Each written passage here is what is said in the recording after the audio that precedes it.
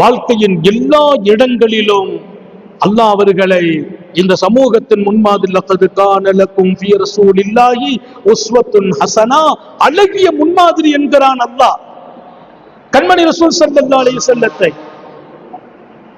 எங்க போனாலும் அவங்க வாழ்க்கை தான் முன்மாதிரி.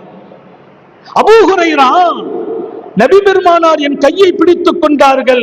அந்த கையை பிடிச்ச போது வைப்ரேஷன் அப்படி கை அப்படி பட என் நெஞ்சு அடிக்குது. நைஸா உருவுன, கொஞ்ச நேரம் அழுத்தி பிடிச்சாங்க. அப்புறம் கொஞ்சம் மெதுவா உருவிட்டு ஓடி போயிட்டேன். எங்க ஓடி போனீங்கன்னு பெருமானார் பார்க்கறாங்க. அபூ ஹுரைராவை காணலையே, எங்க போயிட்டா, எங்க போயிட்டாங்க அபூ ஹுரைரா? கொஞ்ச நேரத்தில் ஓடி வந்துட்டாங்க. என்ன அபூ ஹுரைரா எங்க போனீங்க?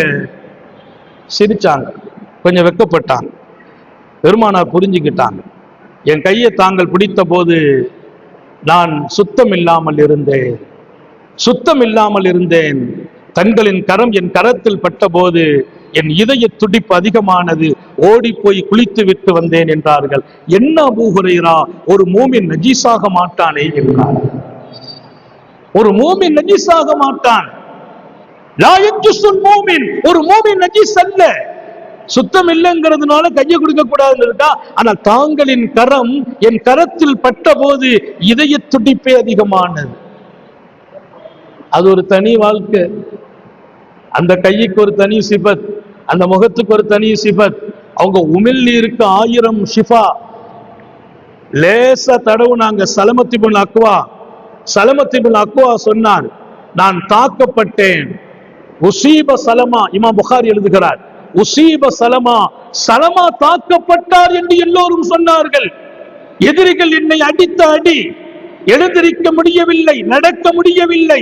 மாணவி பார்த்து உமிழ் நீரை தடவினார்கள். வல்லாஹி சும்ம வல்லாஹி, அல்லாஹ்வின் மீது ஆணையிட்டு சொல்கிறேன், அந்த வலியே இல்லாமல் மாறினேன்.